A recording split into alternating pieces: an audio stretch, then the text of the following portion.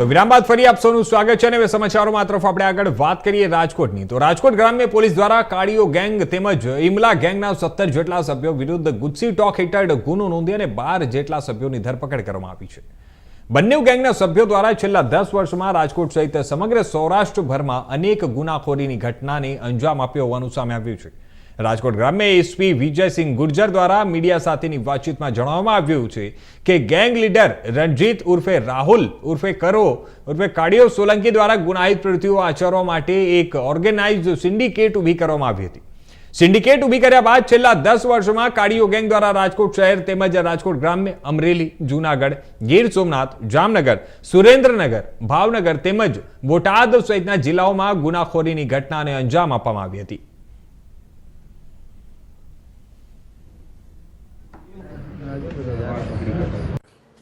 રાજકોટ ગ્રામ્ય જિલ્લામાં માનનીય નાયબ પોલીસ મહાનિરીક્ષક શ્રી નિલેપ સાહેબના માર્ગદર્શન હેઠળ કાળિયો ગેંગ જો લાંબા સમયથી રાજકોટ અને આજુબાજુના સૌરાષ્ટ્રના અન્ય જિલ્લાઓમાં પ્રોપર્ટી ઓફેન્સ અને અન્ય ગુનાઓમાં સંડોવાયેલી હતી, એના વિરુદ્ધમાં ગુજસી ટોક હેઠળ ગુના દાખલ કરવામાં આવ્યો છે અને આ પૂરી ટોળકી વિરુદ્ધમાં ટોટલ 47 જેટલા ગુના દર્જ છે અને ટોટલ 9 આરોપીઓ આમાંથી છે. આમાં 6 આરોપીઓની ધરપકડ કરવામાં આવી છે.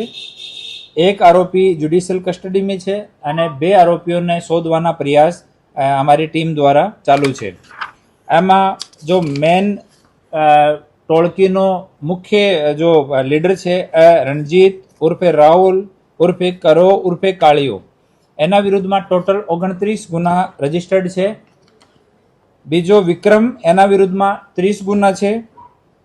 ત્રીજો દેવચંદ, એના વિરુદ્ધમાં 9 ગુના છે. નારણના વિરુદ્ધમાં 6 ગુના છે. જીતેશના વિરુદ્ધમાં 12 ગુના. ઇનેશના વિરુદ્ધમાં 4 ગુના.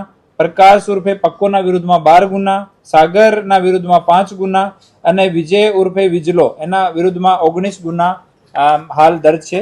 અને આ જે ટોળકી છે એ રાત્રિની રાજકોટ ગ્રામ્ય, શહેર, અમરેલી, બોટાદ, જૂનાગઢ, ગીર સોમનાથ, જામનગર, સુરેન્દ્રનગર, ભાવનગર તમામ જિલ્લાઓમાં મળીને 28 જેટલી રાત્રિની ઘરફોડ ચોરીઓ લોકો કરી હતી. બીજી જો ચોરીઓ છે દિવસની ચોરી અને વાહનોની અન્ય ચોરીઓ એ 7 કરી હતી. એક મર્ડરનો ગુના ટોળકી ઉપર છે. ગંભીર ઈજાના 3 ગુના છે અને પ્રોહિબિશનના 8 ગુના છે. આમ ટોટલ 47 ગુના છે એ ઓન રેકોર્ડ લેવામાં આવ્યા છે, જો છેલ્લા 10 વર્ષના છે. અને હાલ ડીવાયએસપી શ્રી કેજી ઝાલાના સુપરવિઝન હેઠળ એની તપાસ ગોંડલમાં ચાલુ છે.